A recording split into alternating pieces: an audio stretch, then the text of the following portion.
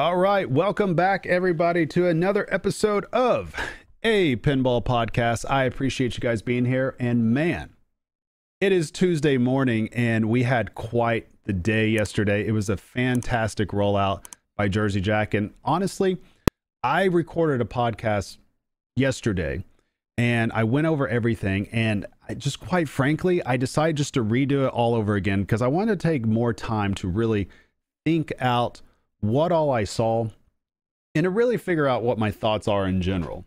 And so first and foremost, I want to say congratulations to everybody at Jersey Jack. It is outstanding. Eric, you did a fantastic job. Really great. I mean, everybody, the way that the debut was rolled out, Ken Cromwell, that was excellent as well. I mean, everything about this just came together, and we're definitely going to go over some of the things. I will definitely give my overall first impression later this week. I'm not going to do it this podcast simply because I have not yet seen actual gameplay, as pretty much nobody has. I've heard about it. That's about it. But I want to definitely see it for myself. I've watched the videos over and over and over again, trying to see what I can see. And I do have some initial gut reactions in terms of what my instincts are telling me. But I want to wait until I see the full gameplay to really flesh it out. I mean, just offhand, just gut instinct on it is I think that this pen is going to be a long player. I'm talking specifically about the limited edition and the collector's edition. Obviously, the standard edition is more flow-based and it's very stripped down. I'm sure we'll hear all about that.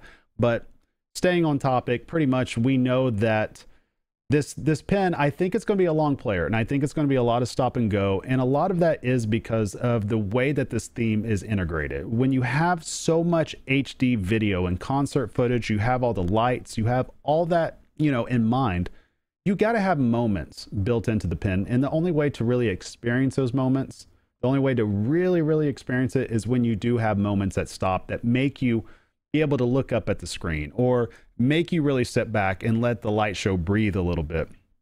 So I can see that. And just watching video for a little while, the layout, honestly, I mean, I'm still very partial to Elwyn layouts. I don't think that this layout is on the level of Elwyn, but it doesn't have to be. I think that this layout is insanely accessible. If you are a below average player to an average player, rest assured, this pen it doesn't look like it's going to punish you.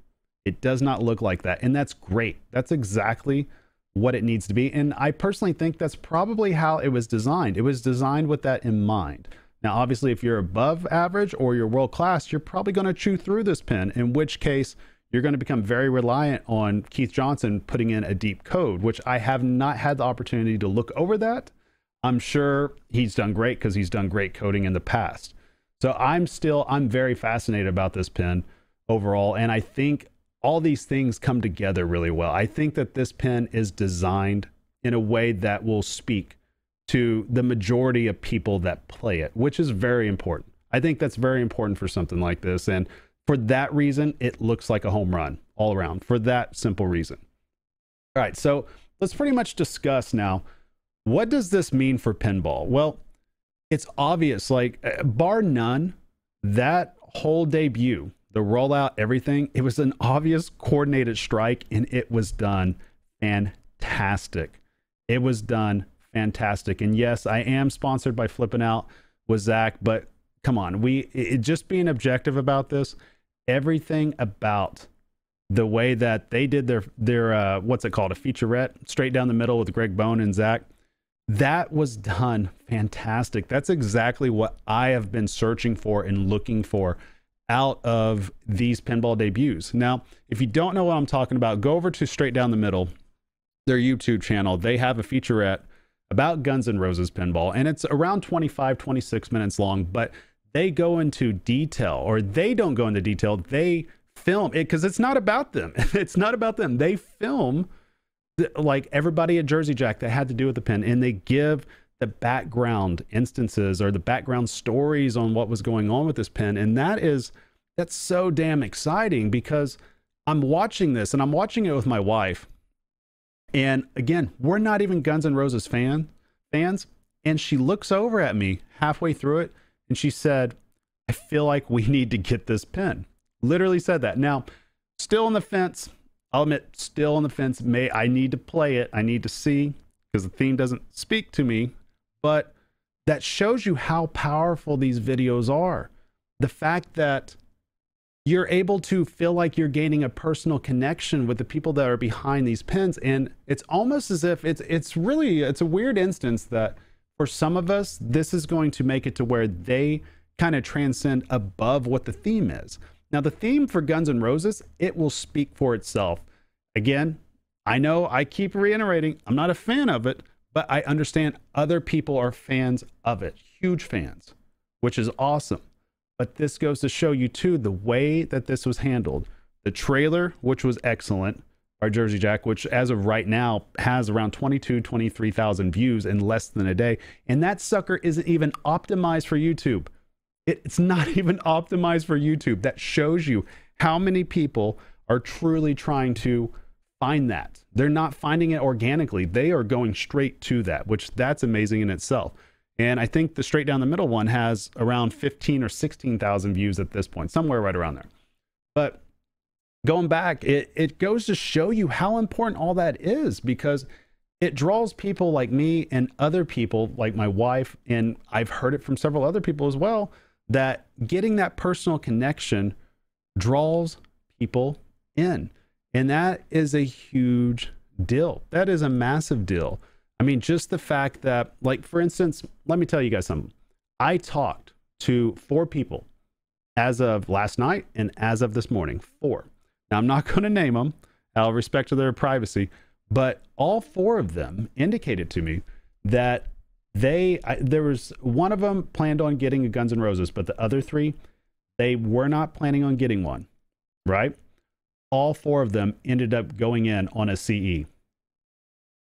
That's a $12,500 pinball machine. That's $50,000 right there of revenue generated that probably would not happen without all this, without the way the debut was, without the way the trailer was, without the way that Zach and Greg, filmed their featurette, without the podcast that they did with, that Eric did with the Super Awesome Pinball Show, without all this put together. And it was done so fantastic that it gets people off the bench and into the game. And that is so important.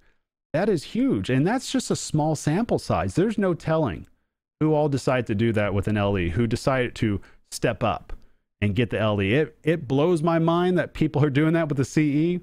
More power to them. If you want to do that, go for it. If this is a pin for you, go for it. But that is fantastic that Jersey Jack was able to, and the people that were doing all these reveals and all this debut and the editing and everything, it's fantastic they were able to do that.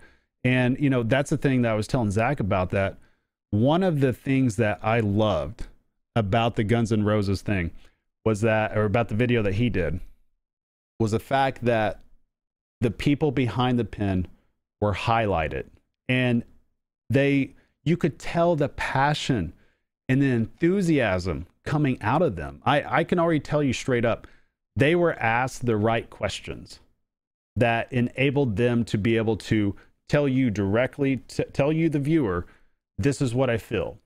And you could sense it. You could feel it. And you find yourself cheering these people on. You find yourself rooting for them. You find yourself realizing that this isn't just a pinball machine. This is an experience. There's a reason why that they are taking the talking point of #1 in the pinball industry, or what? How are they calling that? #1 industry standard. I think that's what they were saying. But either way, it made total sense. I mean, you can't argue it. After seeing that, you cannot argue it. And like I said, it's fantastic. The other thing that I'm really excited about for them, that I think is a highly intelligent move, they have Buffalo Pinball is set to debut gameplay on their YouTube channel tomorrow at 8 p.m. Eastern Standard Time. And the reason why that I think that this is an incredibly smart move is because the demographics are over there. Now, I know a lot of people stream on Twitch. Everybody pretty much streams on Twitch. But the fact of the matter is, Twitch is the most inferior place to live stream pinball. It just is. If you look at the statistical data, it indicates that people between the ages of 35 to 64, which are primary age group demographics of pinball, it shows that they make up 27% of the users on Twitch. And it's not even a guarantee that a large percentage of that demographic is even watching pinball. So the ability to get discovered, especially if it's tagged correctly and all that, we're getting into the weeds here, but the ability to be discovered on YouTube is so much higher. So I think that is an intelligent move, and I'm curious to see how it goes for him. I don't know whether, what I haven't been able to confirm is this live gameplay or is this pre-recorded gameplay? That's the one thing I don't know. But again, I'll be able to follow up on my overall first impressions of everything, gameplay and the whole shebang, once we see that. And I want to be able to really formulate an opinion more than anything. But overall, my opinion starting up, or very first gut reaction, it's good. And so, excuse me for one second.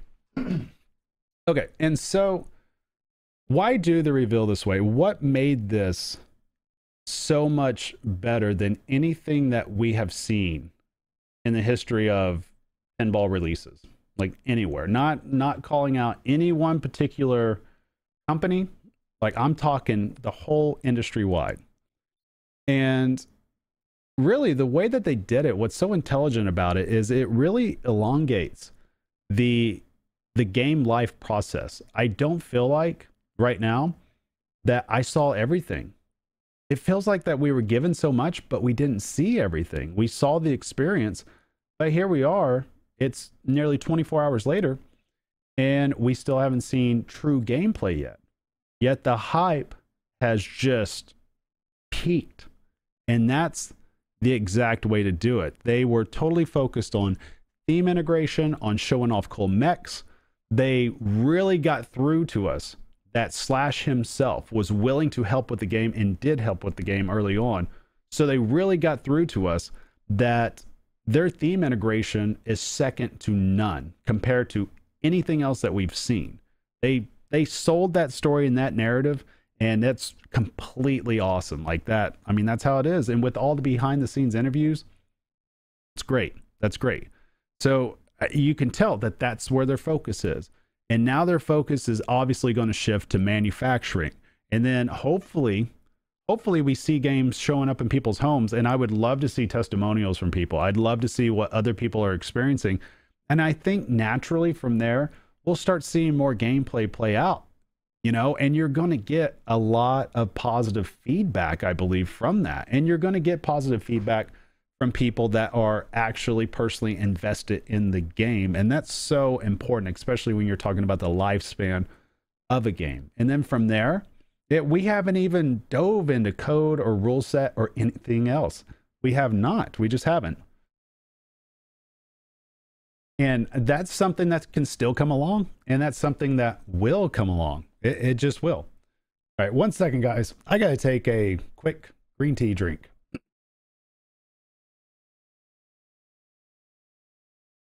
I'm still trying to defeat my allergies, by the way. I've nearly won. I've only been fighting it for 3 weeks, but I've nearly won. But yeah, so let's even examine how Jersey Jack did their rollout on Facebook. Now, obviously, what they were really attempting to do was elevate Eric. They really did. They shined a light on him, and that was genius. That was genius. They made it about him. You felt that connection, and you look at the way that the teasers were built up. You could see that it was a process. You know, they showed a blank playfield, then they showed populated playfields, then there was one in the box, then there was a bunch in the box, and you see all this momentum built up. And yeah, there were some people in the comments that were like, just show the game, and it's like, just wait, they're getting to that. And they did, and they crushed it. They absolutely crushed it. And you know, I'm so damn happy for them. I'm so damn happy for the industry. You know, and while I don't think, I'm not going to sit here and announce to everybody that this is just industry changing. because I'm not sure that other companies are anywhere near in a spot to be able to do something like this. Because understand, Jersey Jack has a lot going for it in terms of, you could tell that the trailer was done by a big time professional production. I mean, it had color grading, which you never see. If anybody knows what that means, it basically means that everything you see here, because we're not doing it, makes those colors pop. They obviously had that. They were obviously filming in a certain frames per second. That was the correct vibe to give for that. They were obviously hitting the right B-roll shots. They were hitting the right cuts, the right jump cuts, the right everything. I mean, it was great. And I mean, I'm sorry, unless there's other companies out there that are willing to shell out some serious money. I mean, that type of production, I'm telling you guys, it is not cheap. That is not cheap at all.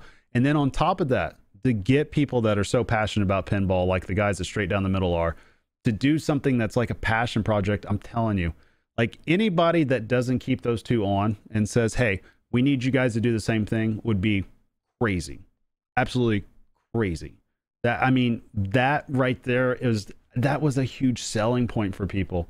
The personal connection, such a huge selling point. So I don't know if it's going to be industry changing, because I don't know if other companies are even capable of doing something like this. Obviously, Jersey Jack is. And moving forward, why I think that this has long range implications for how they do things. Obviously, we've still got to wait and see how the dust settles in terms of how sales are going. What revenue are they bringing in? Are they finally turning a profit? We're not going to know any of that anytime soon. It's going to take months at a time. Not even this quarter of sales. It's going to take a while. But what we do know is, if they keep this type of marketing up and they can repeat this process for 2 to 3 years at a time, they will be a major player in the game. And they don't need to catch lightning in a bottle again. Obviously, Guns N' Roses is a special case. When you have a band that is that accessible to you and you have that many assets, I mean, that's rare. That is incredibly rare. And we've seen all the themes, how things are. That's incredibly rare. The fact that they're doing the call outs, they're giving the music, they're given all the types of concert footage that they're given. It's very rare. So I would not expect future pins from Jersey Jack to necessarily meet the same type of integration that this one did. And that's okay. You can knock out like a moonshot home run, and then you could still come back with some line drives in the future. As long as your marketing is on par, as long as you have that momentum going and that ball rolling downhill, they're gonna have a lot of winners. And honestly, if you are any type of rock band that's out there, any type of music act, right? I guarantee you they're paying attention. I guarantee you there's ones out there, there's agents out there, there's record labels out there, there are people paying attention. And you got to ask yourself, when you're comparing this to how the rock themes have been for Stern. I mean, hell, I got an Iron Maiden back there. Had a Metallica on loan for a little while. I've played plenty of Kiss. I've played all those, and nothing looks like it compares to this. So it makes you wonder, does that mean in the future that if you are a band or you're representing a band, who do you want making your game? Who can bring your product to life? Who can bring the atmosphere? And I mean, I'm sorry, it just, obviously Jersey Jack just blew everything out of the water with how they did it. And it's an amazing looking pin. I'm very excited to see how it shoots. Like I talked about earlier, my gut instinct is it'll shoot pretty favorably. I think it'll be very accessible to people. I think that, the average player to below average player will be able to step up to this and not be frustrated by it. I mean, if you slow it down, you look, the ramps are wide, spinners right in front of you, scoop right in front of you. And because of the way that the design is, it's not really a flowy game. So you don't have to worry about it playing fast necessarily. I think that people will be able to handle this pin pretty easily, as a matter of fact, which is great because it just means you can experience more of the pin. But we'll get more into that in a future podcast, in a future video. I will definitely have just a big rundown of everything. What I'm going to do is tomorrow, I plan on going live around 9 p.m. U.S. Central Standard Time. That's the plan. However, if they're still going on Buffalo, I might wait a little bit. I have no idea how long they're going for. It's happening about 2 hours before I usually go live on Wednesday nights, so I might go on a little bit afterwards. But I will be on. We'll be talking about Guns N' Roses. We'll be going over a lot of stuff, and then I'm ready to take a deep dive into that later this week. But other than that, I did get my Avengers in. I got to play it a little bit last night, and oh my God, that game flows. I'm telling you, it's a flow monster. I'm having so much damn fun on it. That is my dream theme. I can't wait to tell you guys all about that. Have my review on that pretty soon, but I'm going to wait until I have at least 75 to 100 games on it. So I still got a little ways to go. But outside of that, I think that about wraps it up. You guys, whoever is buying Jersey Jack pins today or Guns N' Roses, congratulations. If this is your dream theme, I'm happy for you. This is a great day to be a pinball fan. It's a great day to be in the hobby. And again, congratulations to everybody at Jersey Jack. Congratulations for sure. It's fantastic, and I hope they sell a ton. But other than that, though, guys, I'm heading out. Allergies are kicking up again. I'm about to lose my voice, so I'm just going to head out and go. I'll see you guys later. Thank you guys for listening. See you guys soon.